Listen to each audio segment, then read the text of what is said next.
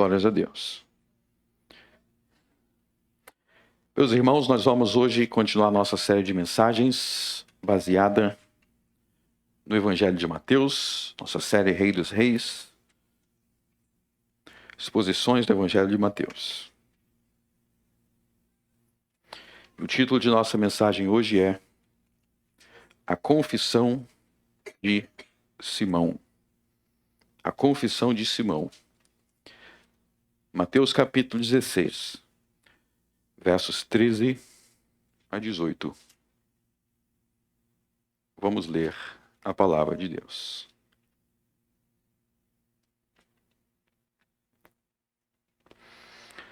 E chegando Jesus das partes de Cesareia de Filipe, interrogou os seus discípulos, dizendo: Quem dizem os homens ser o Filho do Homem? E eles disseram: uns, João o Batista, outros, Elias, outros, Jeremias ou um dos profetas. Disse-lhe ele: E vós, quem dizeis que eu sou? E Simão Pedro respondendo disse: Tu és o Cristo, o Filho do Deus vivo. E Jesus respondendo disse-lhe: Bem-aventurado és tu, Simão Bar-Jonas, porque te não revelou a carne e o sangue, mas meu Pai que estás nos céus. E também eu te digo que tu és Pedro, e sobre esta pedra edificarei a minha igreja, e as portas do inferno não prevalecerão contra ela. E eu te darei as chaves do reino dos céus. E tudo o que ligares na terra será ligado nos céus. E tudo o que desligares na terra será desligado nos céus. Então mandou os seus discípulos que a ninguém dissessem que ele era Jesus, o Cristo.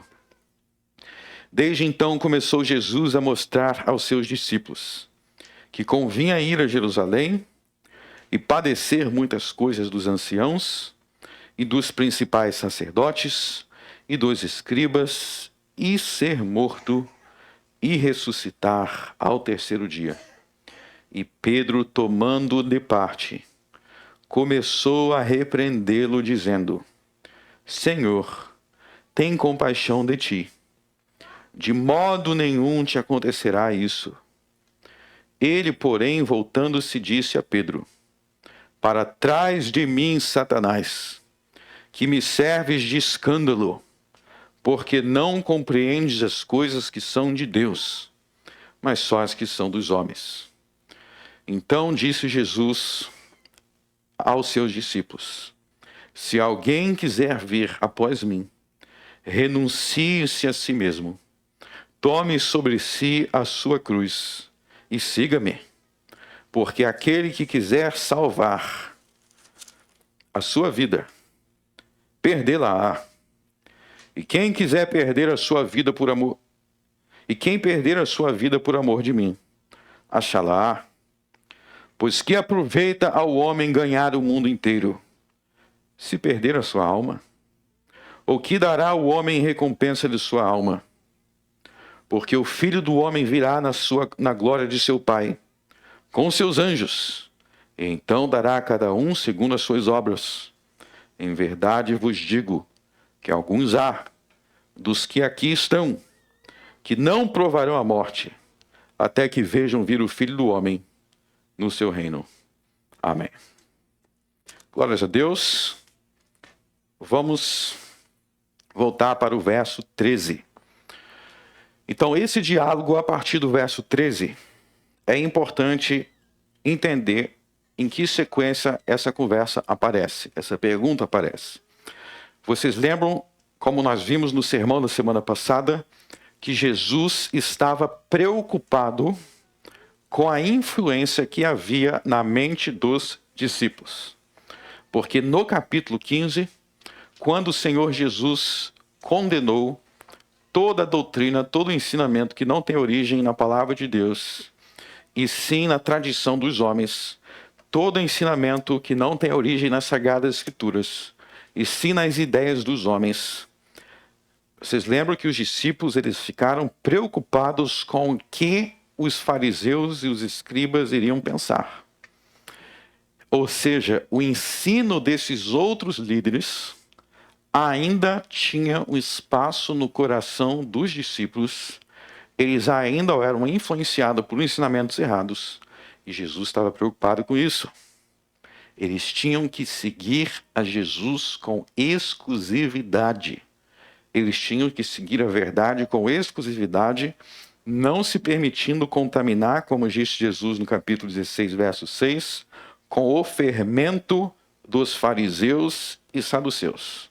Isso era um perigo constante. Por quê? Porque eles tinham sido ensinados desde a infância, naquela doutrina, naquele ensinamento, naquela forma de ler a Bíblia, naquela forma de entender as verdades. E ao ter um encontro com Jesus, eles estavam sendo constantemente confrontados com a forma com que as coisas realmente são. E vocês sabem que o confronto nunca é fácil. Se você aprendeu de um jeito desde a sua infância, e você cresce com aquele jeito, e Pedro virou pescador com aquela forma de pensar, aí chega Jesus dizendo, não é assim igual os fariseus te falaram, é assado. Pedro e os demais apóstolos tinham dificuldade de assimilar. Mas Jesus falou, acautelai-vos desses fermentos, desses acréscimos. Eu estou aqui para te ensinar a verdade. E neste contexto, no verso 13, chegando Jesus às partes da Cesareia de Filipe, Jesus, como um bom mestre, como um bom professor, ele interroga os seus discípulos. Ele vai fazer uma pergunta. É uma pergunta igual no formato do nosso catecismo, tem perguntas e respostas. Ele vai perguntar, quem dizem os homens ser o Filho do Homem? Ou seja, o que vocês estão ouvindo por aí o povo falar de mim? Essa é a pergunta. É muito importante entender a pergunta. O que estão falando de mim? Quem eles estão dizendo que eu sou? E a resposta vai ser muitas. No verso 14. Qual é a resposta? Tem gente que está dizendo que você é João Batista. João Batista, a essa altura, já tinha morrido. Tem gente que está dizendo que você é Elias. Tem gente que está dizendo que você é Jeremias. Ou algum outro profeta. Que respostas são essas? Vamos entender o que são essas respostas. Não são no verso 14 as respostas dos discípulos, não é o seguidor de Jesus. Isso aqui é o povo por aí. O que o povo por aí está dizendo? Se vocês observarem esses nomes aí, João Batista, Elias, Jeremias, os profetas, são tudo pessoas que já tinham morrido. Primeira coisa, todo mundo já tinha morrido. João Batista, vocês lembram que morreram, a gente já pregou sobre isso. Elias, então, muitos séculos tinha morrido. Elias é lá do livro dos reis. Jeremias também. Jeremias é antes do cativeiro babilônico. Então, há mais de 500 anos. Já morreu. E a pergunta é, por que eles estão dizendo que Jesus é essas pessoas? Porque pelo seguinte, vamos entender. Jesus está realizando muitos milagres. E o povo está querendo explicar quem é Jesus. Então veja que ao explicar quem é Jesus, o que eles estão dizendo é que um desses profetas aí ressuscitou.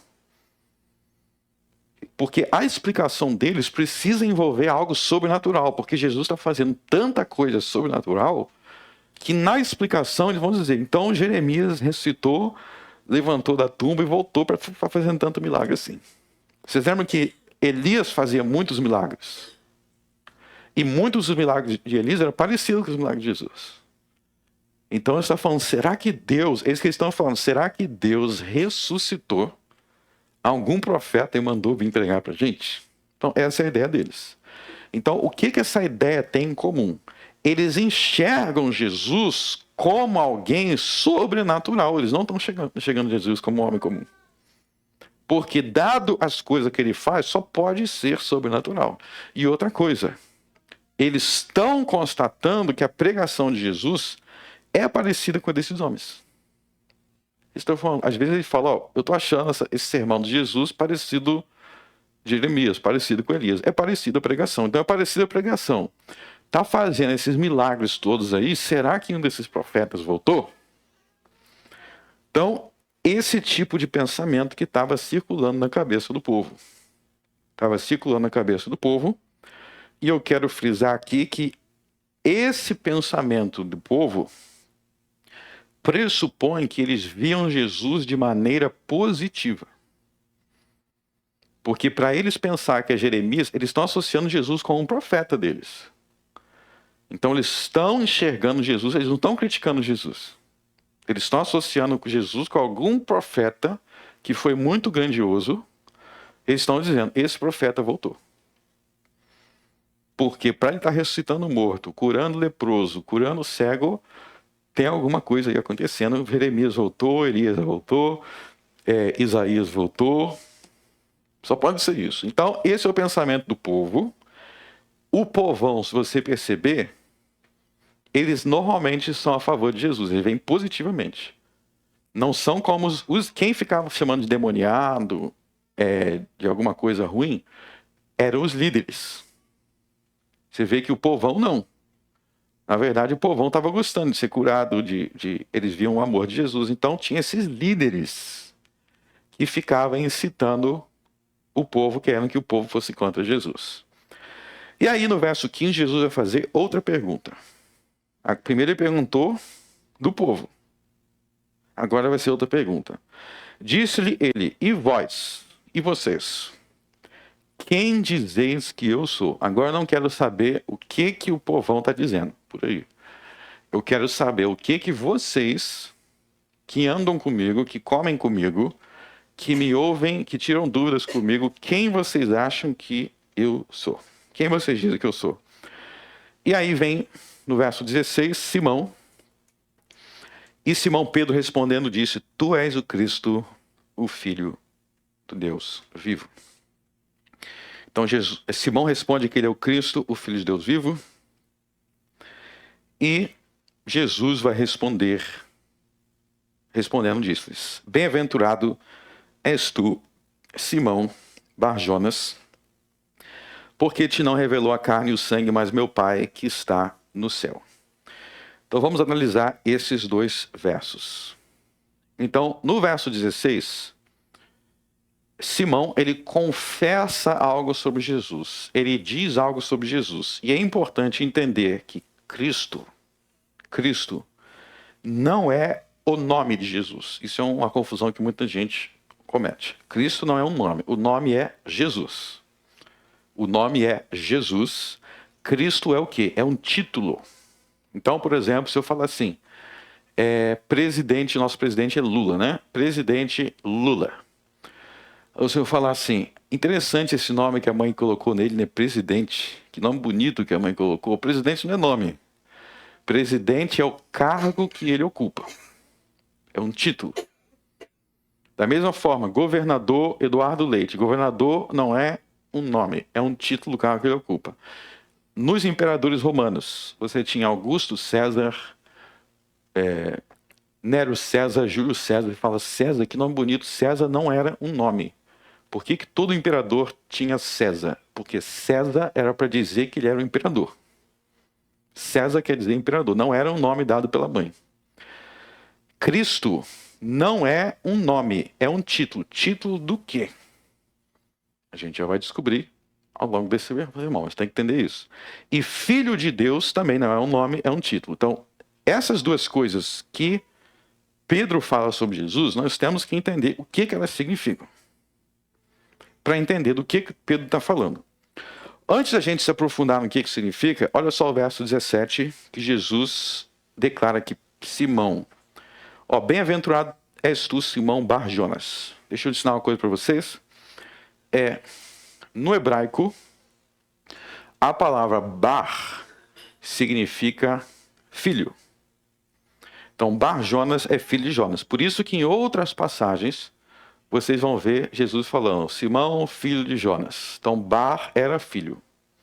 Então, o pai dele se chamava Jonas, mas ele vai dizer o seguinte, bem-aventurado és tu, Simão Bar-Jonas, ou seja, Simão, filho de Jonas, porque não te revelou a carne e o sangue, mais meu Pai que está no céu. O que significa carne e sangue? Carne e sangue é uma maneira da Bíblia se referir aos homens, à natureza humana. Ou seja, essa informação que você tem, Simão, esse entendimento que você tem de que eu sou o Cristo, de que eu sou o Filho de Deus, você não recebeu essa informação dos homens. Isso não parte de opinião dos homens. Você recebeu essa verdade do meu Pai, o meu Pai te revelou. Então existe aqui um contraste entre as coisas que a gente sabe porque os homens nos falaram e as coisas que a gente sabe porque Deus nos revelou. Existe aqui um contraste entre as duas coisas. Então ele está dizendo, parabéns, Simão, bem-aventurado és tu, Simão, porque não foi os seres humanos, não foram as pessoas, não foi o carne e o sangue que te revelou, mas foi uma informação, uma verdade sobrenatural que você recebeu do Pai. E aí a gente precisa voltar para o verso 14 e ver.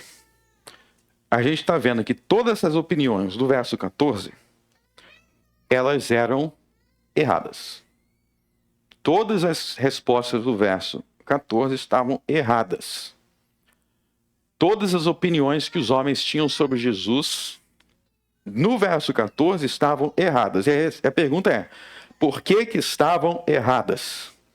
Porque era baseado na opinião da carne e do sangue, era baseado no achismo humano. Então, era como se a gente estivesse lá no povo perguntado, o que vocês acham de Jesus? Se perguntasse para os fariseus, ia dizer que era um endemoniado, um homem muito ruim. Se perguntasse para o Zé da esquina, talvez ele ia falar, eu acho que Jeremias voltou. Porque eu vi uma pregação dele e eu achei muito parecida com Jeremias. Se perguntasse para Mariazinha, talvez ela fale, olha, Elias não fez um milagre assim?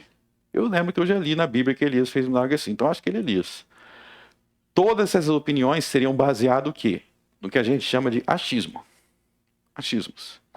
E não é muito diferente de hoje. Porque se você andar na rua, se você for ali na frente perguntar para o fulano, para o beltrano, o que você acha de Jesus? Cada pessoa vai te dar uma resposta.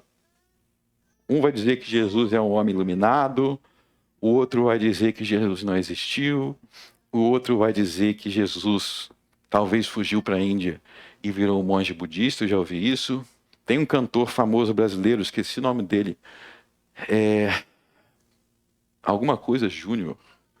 É um cantor velho aí, mas ele disse que Jesus era um ET. Ele estava dando entrevista que Jesus veio de Marte e era um ET que foi enviado para algum planeta. Eu pensei, esse cara está assistindo muito Super-Homem. Isso é a história do Super-Homem, né? Então as pessoas vão formulando com base o quê? Não é com base em nada, é com base no achismos. Então é isso que Jesus está dizendo. Simão, esse povo aí está tudo errado. Porque eles estão se baseando na carne e no sangue. Mas a opinião baseada na carne e sangue, como a palavra já diz, é uma opinião. Eu acho. Eu acho. Então tem muitas coisas na vida que nós sabemos assim. Como é que você sabe que eu não nasci no Rio Grande do Sul? Será que foi uma revelação que você recebeu do alto? Não, você me ouviu falar, você viu que eu não tenho sotaque gaúcho, e você me perguntou, eu disse que eu nasci na Bahia. Então, essa informação vem por carne e sangue. Muitas coisas nós só sabemos por carne e sangue. Mas aqui nós precisamos nos perguntar o seguinte: será que em relação a Deus, será que em relação a Jesus, eu posso me basear em carne e sangue? Será que eu posso me basear em achismos ou que alguém me disse para chegar a Deus? Não, meus irmãos, o conhecimento de Deus não é como o conhecimento de coisas naturais. Nosso conhecimento de Deus não pode ser fruto de um achismo. Eu acho isso, eu acho aquilo outro. Não. Precisa ser baseado num relacionamento em algo realmente divino. E é aí que nós vamos ver que foi isso que Simão Pedro fez. Sabe como é que Simão concluiu que Jesus era o Cristo, o Filho de Deus vivo? Nós vamos ver agora que ele concluiu isso com base na Bíblia do Velho Testamento. Então, todos esses dois títulos aqui, Cristo, Filho do Deus vivos, são títulos que vêm da Bíblia do Velho Testamento, que é a Bíblia que eles tinham até aqui. Tá? Aqui não tinha escrito ainda Mateus, porque ainda estava acontecendo. Então, a Bíblia deles era de Gênesis até Malaquias, o Velho Testamento. Com base no Velho Testamento, ele recebeu a revelação do Pai. Então, vamos ver isso agora, tá? Então, esses dois títulos, tu és o Cristo, o Filho de Deus vivo, vem do Velho Testamento. Vamos entender, para a gente entender do que Pedro está falando, vamos voltar para o Gênesis. Então, abram em Gênesis capítulo 12. Gênesis capítulo 12, nós vamos fazer uma viagem pela Bíblia, e nessa viagem a gente vai entender a cabeça de Simão Pedro. Gênesis capítulo 12. Então, Gênesis 12 diz assim: Ora, o Senhor disse a Abraão: Sai-te da tua terra, da tua parentela, da casa de teu pai, para a terra que eu te mostrar. E far-te-ei uma grande nação, e abençoar-te-ei, e engrandecerei o teu nome, e tu serás uma bênção. E abençoarei os que te abençoarem, e amaldiçoarei os que te amaldiçoarem, em ti serão benditas todas as famílias da terra. Então, vamos para aí. Deixa eu dar um contexto. Se vocês voltar para Gênesis 1 e Gênesis 2, tem a história da criação. Em Gênesis 3 tem a história de como a raça humana se corrompeu. Aí, em Gênesis 4 e 5, a gente vai ver como que essa raça humana foi se corrompendo mais e mais e foi se tornando a terra cheia de violência, assassinato, homicídio, coisas terríveis acontecendo. Aí, quando chega em Gênesis 6, Deus fala assim: tá tudo corrompido, muita matança, muito sangue sendo derramado, então eu vou destruir tudo. E Deus falou que ele ia destruir tudo, ia deixar uma família, que era a família de Noé, os filhos de Noé, as esposas dos filhos de Noé, só ia sobreviver aqueles ali. 8 pessoas. 8 pessoas e acabou. O resto ia ser tudo destruído. E foi o que Deus fez, destruiu o mundo, foi o grande dilúvio. E depois do grande dilúvio, onde tudo foi destruído, se corrompeu de novo. Por que que se corrompeu de novo? Porque mesmo sobrando Noé e mais 6, Noé, sua esposa e mais 6 pessoas, mesmo só aquele povo ali, esses 8 aí, embora Noé fosse justo, ser justo não quer dizer que você não tem pecado. Ou seja, Noé levou a doença dentro do barco. Isso aconteceu. Porque o que tinha causado aquela corrupção antes era o pecado do homem. E Noé também era pecador. E quando ele chegou no novo mundo, né? O mundo foi destruído. Use seus... Você já parou para pensar nesse mundo destruído? O quantos cadáveres tinha por todo lugar? Gente morta, era muito chocante. A gente lê as coisas e não pensa muito. Então era destruição por todo lugar. E com certeza Noé não teve dias felizes ali. Seja qual for o motivo,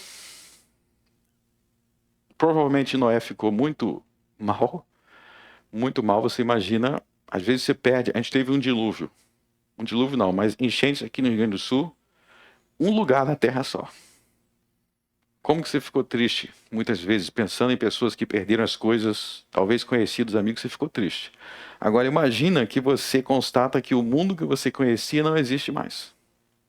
O mundo que Noé conheceu não existia mais nada. Mas sabe o que Noé fez? Noé falou: eu vou beber vinho. Eu vou beber. Ele bebeu, bebeu, bebeu, bebeu, bebeu, até que passou mal, desmaiou. E não viu mais nada. Pronto, tá aí o início da corrupção no mundo de novo. E o tempo foi passando até que chegou o tempo da Torre de Babel. Vocês sabem que Noé estava vivo no tempo da Torre de Babel. Olha só que doideira. Ele viu o mundo se corromper. Antes foi destruído, agora está se corrompendo de novo. Ele viu tudo.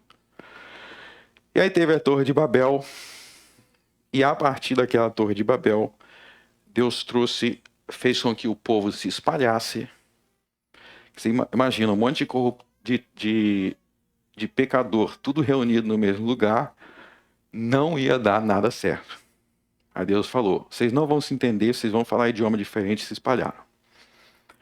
E aí que vai entrar essa parte que nós acabamos de ler, que é a história de Abraão. Então, o que é a história de Abraão, que começa a ser contada no final do capítulo 11 e no início do capítulo 12? É o seguinte, Abraão era descendente de Sem, um dos 3 filhos de Noé. E Abraão, como eu disse, o povo estava todo corrompido de novo. Abraão adorava falsos deuses. Abraão e Sara viviam numa sociedade corrupta, adoravam falsos deuses, era idólatra. Josué 24 fala bem claramente sobre isso, que toda a família de Abraão era corrupta. Se vocês lembram, quando Jacó, neto de Abraão, foi para a terra que Abraão habitava, antes era uma corrupção muito grande. E Jacó se meteu lá no meio. O que Deus fez? Deus tirou Abraão, Deus se revelou para Abraão, ou seja, assim como Deus se revelou para Simão Pedro, Deus se revelou com Abraão e falou assim, Abraão, agora você não vai ser mais idólatra, agora você não vai adorar esse monte de loucura, eu sou o Criador dos céus e da terra e você vai me conhecer. Você vai me conhecer. E aí Deus começa a fazer promessas a Abraão. Para você entender do que Simão está falando, você tem que entender essas promessas. Deus começa a fazer promessas a Abraão. E Deus fala aqui, ó, Abraão, capítulo 2, verso 2. Eu sei que você é velhinho, estou resumindo o que acontece, eu sei que você é velhinho, mas eu vou fazer de você uma grande nação. Vai ter uma grande nação que vai vir de você. E, verso 3, todas as outras famílias da terra, vão ser abençoadas a partir de você, Abraão. A partir de você. Que maravilhoso. Aí Abraão passa a crer em Deus, Abraão passa a servir Deus, Sara passa a crer em Deus, passa a servir a Deus. Só que aí vai passando 1 ano, vai passando 2 anos, vai passando 3 anos. E eles falam assim, bom, a gente já está velho, não tá parecendo que vai vir uma grande nação daqui, não. É isso que acontece na história dele. Eles começam a achar estranho. Aí, Abraão vai falar com Deus e ele fala, Deus, esse negócio que vai vir uma grande nação de mim é o meu empregado, né, que ele vai herdar todos os meus bens, eu acho que vai ser com ele, né? Aí Deus fala, não, Abraão. O que eu disse que vai vir uma grande nação de você, velhinho. Você, velhinho, sua esposa, velhinho, vocês vão ter um filho. Aí Sara, você lembra de onde que Sara e Abraão saíram, né? Daquele povo todo louco. Aí Sara tem uma ideia. Sara fala, Abraão, chega aí, tem uma ideia. A gente vai acelerar essa promessa de Deus. Porque Deus falou que vai vir de uma grande nação de você. Então a gente vai fazer o seguinte, isso acontece em Gênesis 16. Vocês podem ler tudo isso em casa, está tudo no livro de Gênesis. Sara fala assim, Abraão, tem aquela empregada, aquela serva chamada Agar, então você tem que ter um filho com ela. Porque a gente tem que adiantar isso daí. Eu já estou velha, não tem como eu ter filho. Então você tem que ter filho com outra mulher. Aí você se pergunta, Sara cria ou não cria? Na verdade é uma mistura das duas coisas. Ela cria porque ela quer que Abraão tenha um filho para ter a promessa. Ela está crendo que vai ter a promessa. Mas ao mesmo tempo, Sara, ela saiu daquele povo. Então existe em Sara e Abraão, se vocês prestarem atenção, existe em Sara e Abraão um conflito entre a velha forma de pensar e a nova forma de pensar com Deus que eles estavam conhecendo. E vocês sabem que esse conflito existe em todos nós? Você não estava acostumado a se relacionar com Jesus. Você começa a se relacionar com Jesus, você começa a aprender coisas novas, começa a entrar em conflito, aquela forma doida que você pensava vocês vão ver que esse conflito existe em Simão Pedro. Inclusive no texto que a gente leu, uma hora Jesus diz que Pedro é pedra, que edificaria a minha igreja, daqui a pouco Jesus briga com Pedro, porque Pedro começa a falar besteira. Existia em Simão um conflito entre o que ele aprendeu antes e o que Jesus estava ensinando para ele. Existia em Abraão um conflito. Às vezes a gente lê essa história, a gente pensa assim, gente, essa Sara é doida. Não é questão de ser doida. É questão, essa era a cultura dela. Essa era a antiga forma de pensar. É assim que os grandes líderes faziam. Se um grande líder não estava conseguindo ter um filho, então contratava uma barriga de aluguel. Essa é a cultura dela. Essa é a cultura dos povos antigos. Aliás, a gente lê essas passagens, às vezes eu acho que a gente quer que eles pensem igual como se eles vivessem em 2024. Não. Jacó, vocês acham que Jacó é doido? Aquilo ali é um homem normal daquele tempo. Jacó é um cara normal da época e da cultura que ele vive. Igual se você for para outra parte do mundo, vai ter muita coisa estranha, que se você for para a Índia, se for para o Oriente Médio, você vai achar um monte de gente lá que você faz, pessoa muito estranha. Não, é a cultura dela. Se você chegar no Iraque, você vai encontrar lá o cara com 3, 4 esposas. Aí você vai falar, no Brasil não tem isso. Pois é, mas lá tem.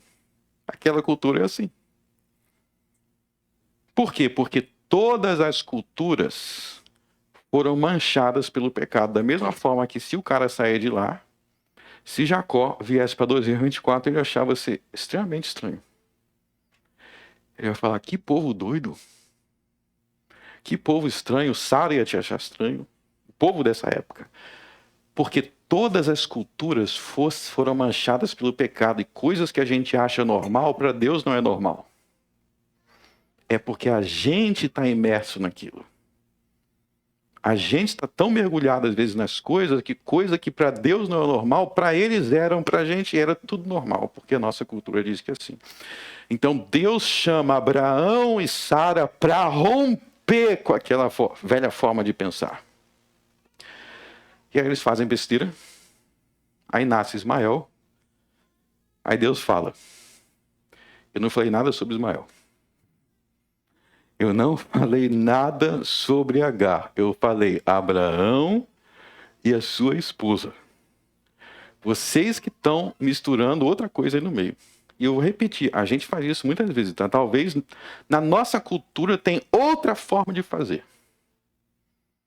De querer dar uma ajuda para Deus, de querer enfiar um pensamento nosso ali no meio. Isso é carne e sangue. Deus estava ensinando a Abraão a crer nas promessas. Vamos continuar. Então, Deus repete várias vezes as promessas dele. Abra, por exemplo, em Gênesis 18. Gênesis 18. É repetida a promessa no verso 17. E disse o Senhor, ocultarei a Abraão que faço, visto que Abraão certamente virá a ser uma grande e poderosa nação, e nele serão benditas todas as nações da terra. Pulem para o capítulo 22.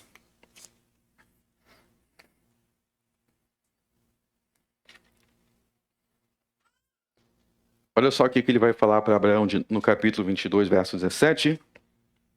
Que deveras te abençoarei e grandissimamente multiplicarei a tua descendência como as estrelas dos céus e como a areia que está na praia do mar, e a tua descendência possuirá a porta dos seus inimigos. Verso 18, todo mundo junto.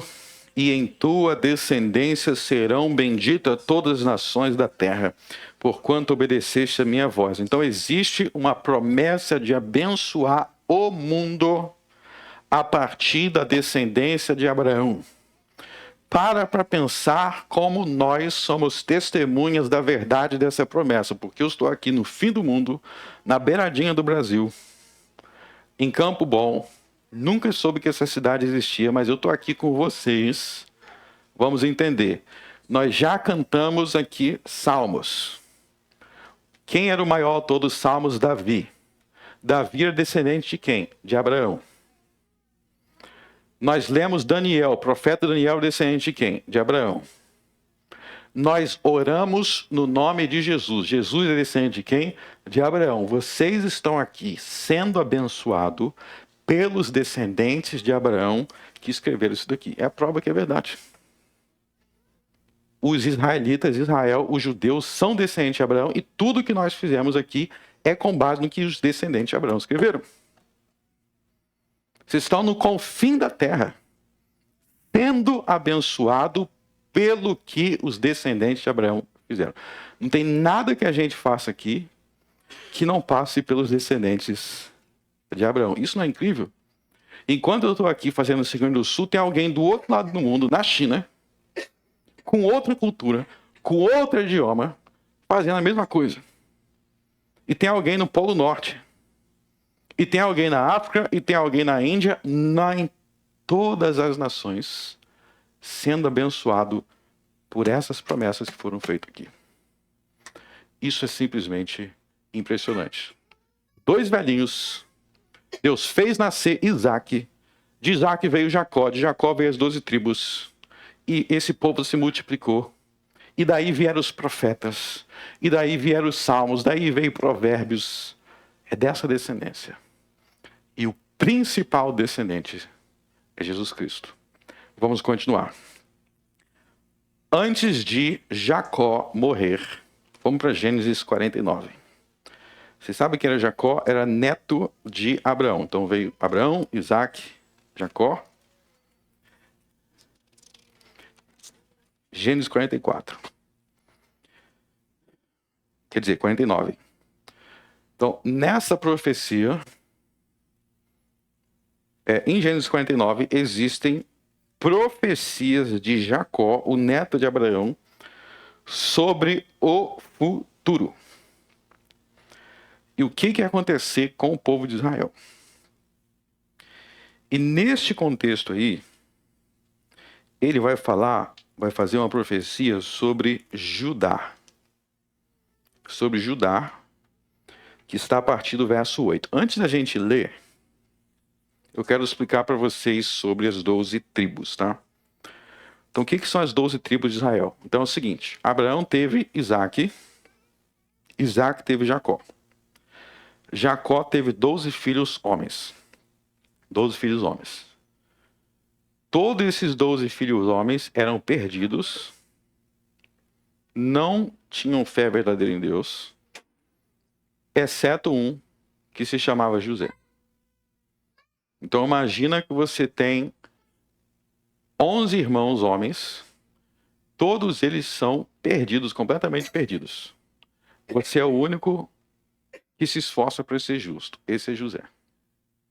Como José era o único justo, o único que se preocupava com essa promessa que Deus fez para Abraão, o único que se preocupava que tinha que servir o Deus de Abraão, que tinha que ser correto, que tinha que fazer as coisas certas, os outros 11, eles falavam assim, a gente tem que matar esse José.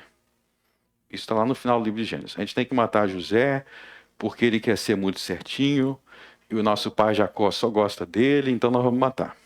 Aí no meio de tudo isso, um deles, que na verdade também era inclinado para a justiça, eu falei só José, mas tinha o outro que ele fala assim, olha, vocês não tem que matar ele não, porque vai vir sangue. E aí, no final disso, eles acabam tomando outra decisão. Eles falam, nós vamos vender José como escravo para o Egito. Vamos vender ele como escravo para o Egito, porque esse cara aí não presta não. Tá? Aí José vira escravo no Egito. Aí você está lendo essa história, se você está entendendo o que você está lendo, o que parece nessa história? Que tudo o que Deus prometeu não vai dar certo. É o que está parecendo. Porque Deus fez uma aliança com Abraão, com Isaac, com Jacó. Jacó era doido. E os outros filhos, tudo perdido. Ninguém quer saber de Deus. Então, que promessa é essa? Isso que a história vai dando a entender. E agora, o único sério, o único justo virou escravo no Egito. E agora? E agora que a gente tem que lembrar que Deus é o Deus que ressuscita mortos. José chega no Egito. Deus começa a se revelar para José. Se revelar para José. Aliás, preste atenção a algo nessa história. Vocês estão percebendo que sempre que o homem tenta fazer alguma coisa da sua própria cabeça, dá errado. E as únicas vezes que dá certo é quando o próprio Deus intervém para dizer, vai fazer do meu jeito. Então, os irmãos, vamos seguir nossa própria cabeça. O pai começa a se revelar para José. E José começa a receber profecias. Até que José estava na cadeia, sendo acusado falsamente de estupro. Ele chega e começa a falar. Deus me revelou, me deu uma revelação. E aí Deus revela para o rei do Egito, que vai haver uma grande fome no mundo. Ele fala, Deus me avisou que vai ter uma grande fome. E Faraó, rei do Egito, você tem que fazer isso, para salvar todo mundo da fome, e o Egito vai ser muito rico, muito próspero. Aí Faraó fica impressionado, e ele fala, meus feiticeiros não avisaram isso. Os adivinhos que tem aqui no Egito, ninguém falou sobre isso. Então você está com Deus verdadeiro. Aí as coisas dão tão certas para José, que José se casa com uma egípcia e vira o segundo homem mais poderoso do Egito. O segundo homem mais poderoso. E é por causa dele que o mundo se salva da fome. Ele era escravo, chegou lá como escravo, foi acusado de estupro sem ter feito nada, por uma mulher pervertida, acusou ele de estupro, botou ele na cadeia. E agora é o homem segundo mais poderoso, porque Deus colocou ele lá. E o que José faz? Ele abençoa o Egito e outras nações ao redor, salva eles da fome. Peraí, o que está acontecendo? As nações estão sendo abençoadas por um descendente de Abraão. As nações estão sendo salvas por um descendente de Abraão. Quando ninguém esperava. A gente está lendo a história, para mim a promessa acabou. Mas Deus reverte tudo.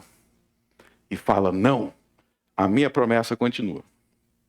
E o mundo é salvo da fome por José. Aí no meio dessa fome, chega uma turma lá, no Egito também, pedindo ajuda, precisamos de ajuda, nós vamos morrer de fome. Quem é essa turma que chega lá no meio de todos esses povos chegando no Egito? Os irmãos de José. Aí os irmãos de José vão lá pedir comida, vão lá pedir socorro, porque a gente tem um pai que está morrendo de fome, a gente precisa de ajuda. Quem é que vai falar com eles? José. Não é linda a forma que Deus faz as coisas? Agora eles estão dependendo de José. Agora eles estão na mão de José. Aí José, é claro que ele não podia perder o momento, ele faz toda uma coisa lá para dar um medinho nos irmãos. Ele arma a situação para dar um medinho. Aí eu faria isso, com certeza. Ele falou, agora eu vou pegar esse daí. Ele cria uma situação e daqui a pouco ele se revela. Ele fala, sabe quem eu sou? Eu sou aquele menino lá de trás. O seu irmão, e agora eu sou vice-rei do Egito. Aí o irmão dele se desespera. Eles falam, agora ele vai matar todo mundo. Agora ele vai matar todo mundo. Só que ele não mata. Ele fala, não, eu vou ajudar vocês. Vou ajudar vocês. Aí eles pensam assim, ele só não nos matou porque o nosso pai Jacó está vivo. Ele deve estar esperando Jacó morrer que ele vai matar todo mundo. Eles ficam pensando isso. Aí quando Jacó morre, ele não mata ninguém. Sabe o que ele fala? Eu perdoo vocês. Eu perdoo vocês porque o mais importante é que Deus está comigo. O mais importante é que Deus está do meu lado e eu sou vice-rei agora do Egito. Ele perdoa todo mundo.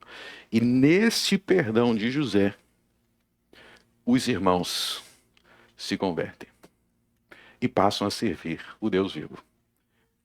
E aí entra uma das profecias de Jacó antes de morrer. Entenderam essa história? Calma que a gente vai voltar para Pedro. Pedro, quando ele falou isso, ele estava pensando em tudo isso. Tudo que eu acabei de explicar, Pedro lembrou quando ele deu aquela resposta. Mas vamos ver. Gênesis 49. Depois chamou Jacó seus filhos, ou seja, os 12 tribos. Olha só o que ele vai falar para Judá no verso 8. Vamos ao verso 1 primeiro. Depois chamou Jacó seus filhos e disse: Ajuntai-vos e anunciar-vos-ei o que vos há de acontecer nos dias vindouros. Eu vou profetizar, Jacó profeta agora. O que vai acontecer no futuro? Olha só o que ele diz para Judá, no verso 8. Judá, a ti te louvarão os teus irmãos. A tua mão será sobre o pescoço de teus inimigos. Os filhos de teu pai a ti se inclinarão. Judá é um leãozinho. Da presa subistes, filho meu, encurva-se, deita-te como leão, e como leão velho, quem o despertará? O cetro não se arredará de Judá, nem o legislador dentre os seus pés, até que venha Siló, e a ele se congregarão os povos. Então, nessa profecia sobre Judá, vamos entender os elementos da profecia. Ele está dizendo que Judá seria louvado. Ele está dizendo que todo mundo se encurvaria para Judá. E que de Judá, Judá receberia o cetro. O que é o cetro? É o bastão do rei. Ou seja, haveria um reino de Judá. E a este rei que viria de Judá, os povos, as nações se congregariam a este rei de Judá, o cetro. Então tem alguma coisa que vai acontecer em Judá. Tem alguém que vai vir de Judá. Vamos continuar na história, então. Então, esses 12 filhos de Jacó, eles têm filhos, que têm filhos, que têm filhos. E Israel, a nação de Israel, se forma a partir desses 12 filhos de Jacó. Por isso que Israel tinha 12 tribos. O que quer dizer 12 tribos? É igual ao Brasil. O Brasil tem 26 estados, mais o Distrito Federal. Então, cada tribo é como se fosse um estado. Então, a tribo de Judá era os descendentes de Judá. A tribo de Benjamim era os descendentes de Benjamim. A tribo de todas as outras tribos eram os descendentes desses 12 irmãos e eles formavam a grande nação. E aqui existe uma promessa para o descendente de Judá, de que ele seria rei e que dele congregariam os povos, seriam abençoados os povos. Vamos avançar na história. Vamos para 1 Samuel.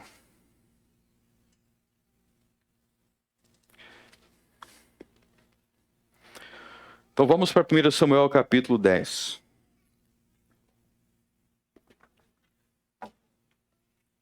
Não, não é capítulo 10 não, desculpe. É mais para frente.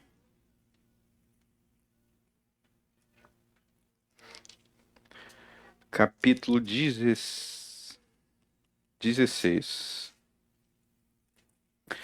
Então no capítulo 16 vai acontecer o seguinte. Existe o profeta profeta Samuel. Deus vai falar com o profeta Samuel que ele tem que ungir Davi. Então disse o Senhor a Samuel: Até quando terás dó de Saul, havendo eu rejeitado para que não reine sobre Israel? Está perguntando, até quando você vai ficar com essa dó, com essa pena de Saul? Não é para ter pena de Saul.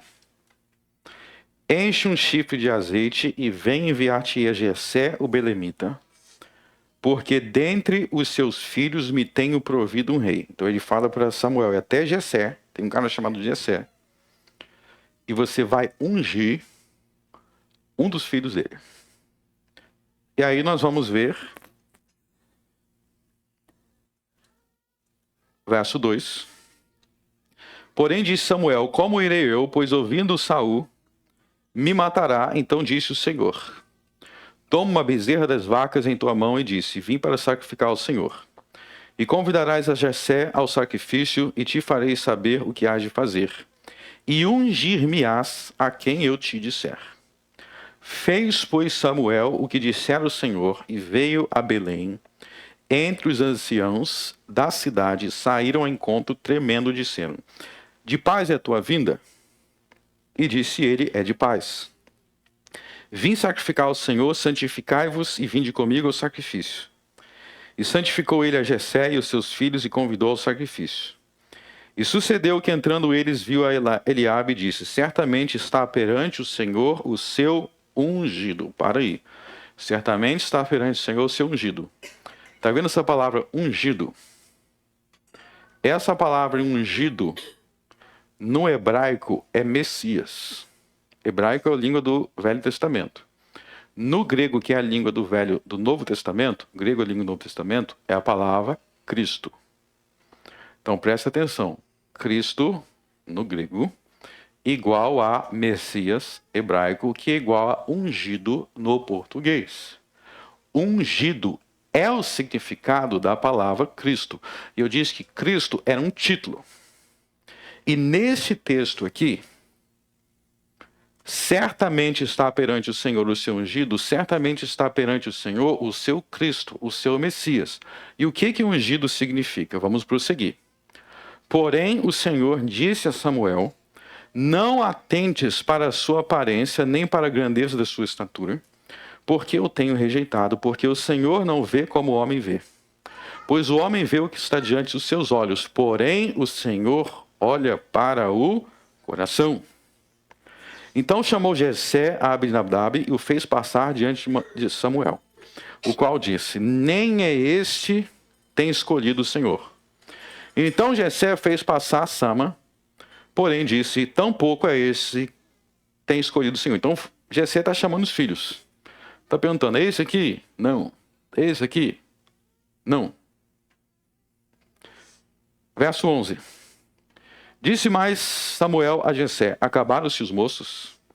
E disse: Ainda falta o menor. Ele nem chamou o menor. Ele falou: aquele lá é pequenininho. Não pode ser aquele que o Senhor escolheu. Mas sabe uma coisa? Era aquele sim. Era o menor.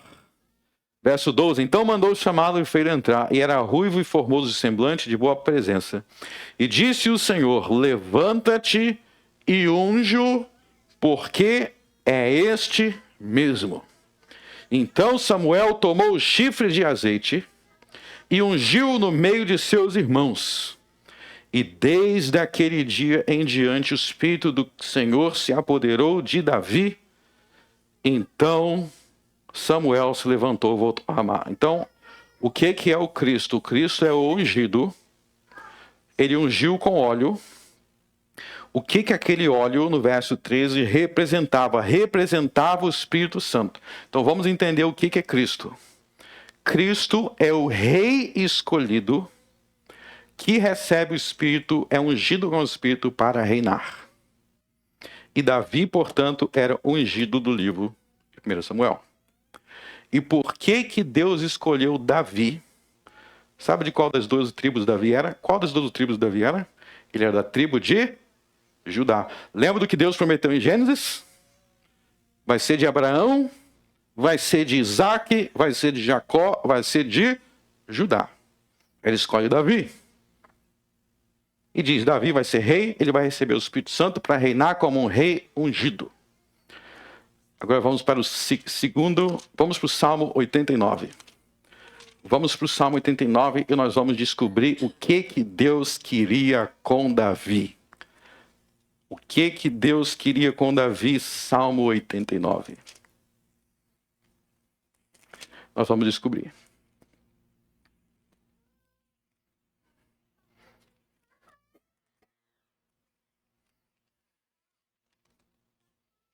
Salmo 89. Vamos ler a partir do verso 1.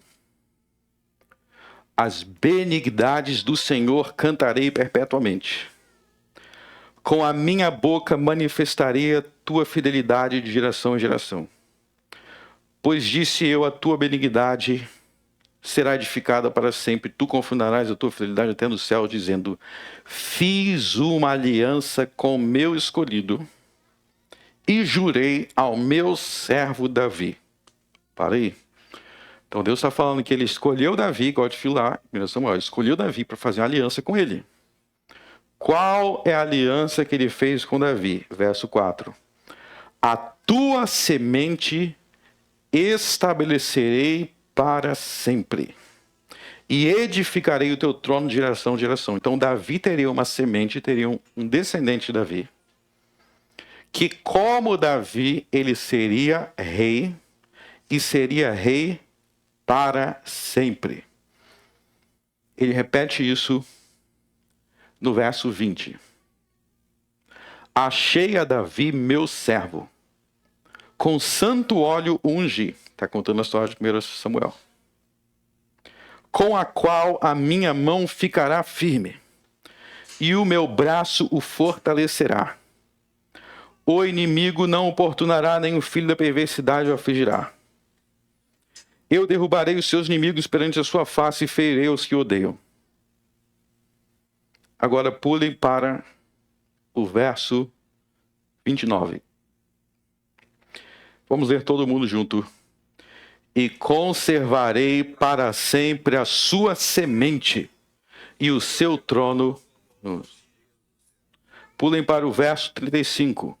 Uma vez jurei pela minha santidade, que não mentirei a Davi.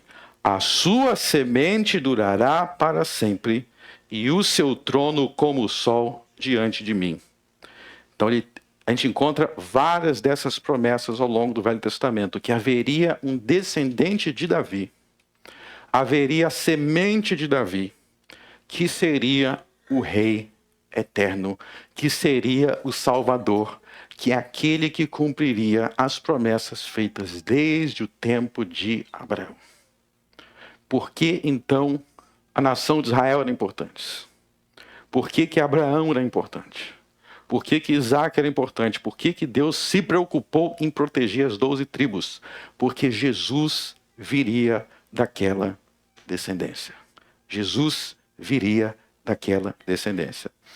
E nós temos muitos salmos que falam sobre isso. Por exemplo, vamos voltar para o Salmo 2, é um salmo que a gente canta muito aqui. Salmo 2.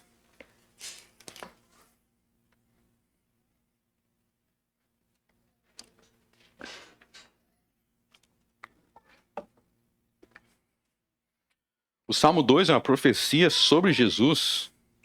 Veja o que diz: porque se amontinam os gentios e os povos imaginam coisas vãs, os reis da terra se levantam e governos consultam juntamente contra o Senhor e contra o seu...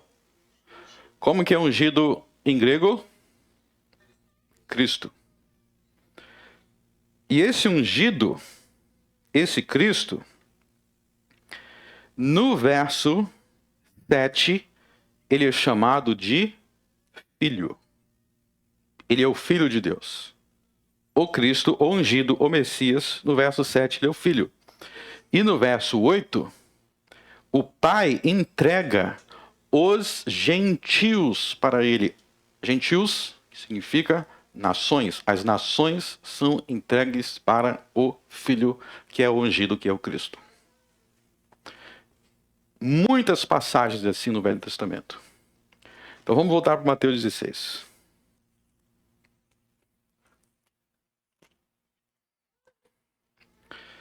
Mateus 16. E Simão Pedro respondendo disse: Tu és o Cristo, que em hebraico é Messias, que em português é o Filho do Deus. De onde Pedro tirou essa ideia? De onde Simão tirou essa ideia? De toda essa história do Velho Testamento. O que Simão está dizendo então? Você é aquele que Deus prometeu para Abraão. Você é aquele que veio de Judá. Você é aquele que veio de Davi. Tu és aquele que veio está escrito lá nos Salmos. Ou seja, por que Simão é bem-aventurado? Porque ele crê nas promessas de Deus, reveladas pelo Pai nas Sagradas Escrituras. Tu és aquele. Tu és o Cristo, tu és o ungido. Tu és a semente de Davi. Tu és o Filho de Deus do Salmo 2.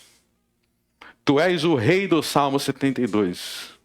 Tu és a semente de Abraão.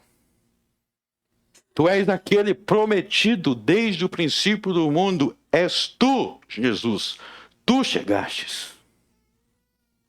E por isso ele é bem-aventurado. E dentro disso, eu quero desafiar todos vocês aqui nesta manhã pensando no seguinte: como que você enxerga Jesus? Você enxerga Jesus com base na carne e no sangue? Com base em opiniões humanas? É assim que você conclui quem é Jesus? Como que você se baseia para saber quem é Jesus? E a pergunta é com base na palavra de Deus, que é a revelação do Pai, ou é como o povo com base em ideias humanas? É isso que diferenciou Simão aqui. Simão se baseou na revelação do Pai, não na carne e no sangue. E vocês? Se eu perguntar quem é Jesus para você, a sua resposta será com base em que vocês precisam responder, como Simão Pedro. Aqui, meus irmãos, eu quero finalizar. A gente vai continuar falando sobre esse texto na semana que vem, mas eu quero chamar a atenção para o seguinte. Vocês sabem que Simão Pedro, ele tinha uma personalidade que é exatamente o contrário à forma que ele é chamado de Jesus. Porque ele é chamado por Jesus de Pedro, pedra. Ou seja, algo firme. E sabe como que era a personalidade de Pedro? Ele era extremamente... não tinha nada de firmeza. Extremamente inconstante. Extremamente, cada hora pensando uma coisa diferente. Inclusive aqui que a gente vai ver na semana que vem. Extremamente impulsivo. O mesmo Pedro que está dizendo para Jesus na ceia, eu vou morrer com você, é o mesmo que horas depois está dizendo, eu nunca ouvi falar desse homem. Pedro falava em momentos que ele não deveria falar, se calava quando ele tinha que falar, falava muitas bobagens, muitas besteiras. Como que este homem, extremamente desequilibrado em muitos momentos, extremamente impulsivo, um homem que muitas vezes não conseguia domar a sua língua, como que Simão virou Pedro, a pedra, firme, não mais desequilibrado. Quando ele parou de seguir a sua própria cabeça e aceitou o que dizia a palavra de Deus. Quando ele se firmou na revelação do Pai, quando ele se firmou em Jesus Cristo, ele deixou de ser o Simão desequilibrado e virou o grande apóstolo Pedro. Pedro não tinha firmeza em si mesmo. Pedro não tinha um equilíbrio em si mesmo. Ele era um linguarudo muitas vezes. As suas ideias muitas vezes eram ideias doidas, igual depois aqui ele vai falar para Jesus, Jesus, você não vai morrer não. Ele até briga com Jesus. Jesus, você não vai morrer. Esquece essa parte de morte. Você vai ficar só vivo. Ele vai se tornar o primeiro homem a pregar sobre a crucificação de Jesus em Atos dos Apóstolos. Porque ele deixou de seguir a carne e o sangue, deixou de achar, minhas ideias são muito incríveis, minhas ideias são muito boas. Pedro era assim, sempre confiando no seu tato, sempre pensando muito e abrindo a boca para dar uma ideia. Qual é o problema com isso? Porque não eram ideias baseadas na palavra de Deus. Quando ele se baseou na revelação do Pai, aí ele deixou de ser uma areia movediça e se tornou uma pedra firme. Uma pedra firme. Uma pedra que sustentaria a fé da igreja e continua a sustentar até hoje. Porque a fé que eu tenho em 2024 é a mesma fé que o grande apóstolo Pedro me ensinou a ter. Como é que o Novo Testamento chegou até você? Chegou por meio dos apóstolos. A fé que você tem é a fé que os apóstolos te ensinaram a ter. E se Pedro não se tornasse a pedra, se Simão não se tornasse a pedra, a gente teria uma areia movediça com a nossa fé. Porque o que ele transmitiria não seria a palavra de Deus, como é que a gente vai crer? Guardem isso no coração. Pare de seguir carne e sangue. E tenha coragem de crer em Jesus da maneira que as Sagradas Escrituras ensinam. Essa é a confissão de Pedro. E é sobre esta confissão que a igreja está edificada. Para a igreja ser igreja, tem que crer em Jesus da maneira que o apóstolo Pedro ensinou. Não é da maneira que você pensa. Não é da maneira que o fulano ali na esquina pensa. Não é da maneira que Ciclano te falou, teu pai te ensinou. Simão, filho de Jonas. É o Pai do céu que te ensinou quem eu sou. Minha verdadeira identidade. E assim Simão deixou de ser uma ameba para se tornar alguém firme, alguém enraizado. E ele fundou a igreja com base nessa fé. Na fé em Jesus de Nazaré. Graças a Deus pelo grande apóstolo Pedro. Nós vamos continuar falando sobre ele na semana que vem, nos demais versos que nós não comentamos. Vamos orar. Altíssimo Deus, nos tire, Senhor, de uma mente desequilibrada. Nos tire, Senhor, de uma mente impulsiva. Nos tire, Senhor, de formular pensamentos com base em nós mesmos. E faça com que venhamos nos voltar para Deus, para o Pai, onde nós podemos nos tornar pedras. Pedras vivas. Que nós sejamos como Simão, que se tornou pedra, quando ele inclinou os seus ouvidos para ouvir a voz do Pai nas Sagradas Escrituras.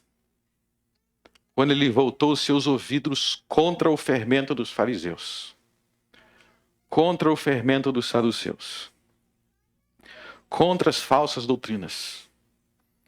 Ele lembrou-se da voz do Pai nas Sagradas Escrituras, das antigas promessas. Das promessas feitas a Abraão, Isaque e Jacó, a Davi, a todos os profetas, de que da descendência de Davi viria o Cristo, o ungido, aquele que foi ungido com o Espírito Santo em seu batismo. Que nós venhamos estar firmes neste Cristo, neste Jesus, para que não venhamos ser levados pela carne e pelo sangue dos pensamentos meramente humanos que se passam. No nome de Cristo eu oro. Amém.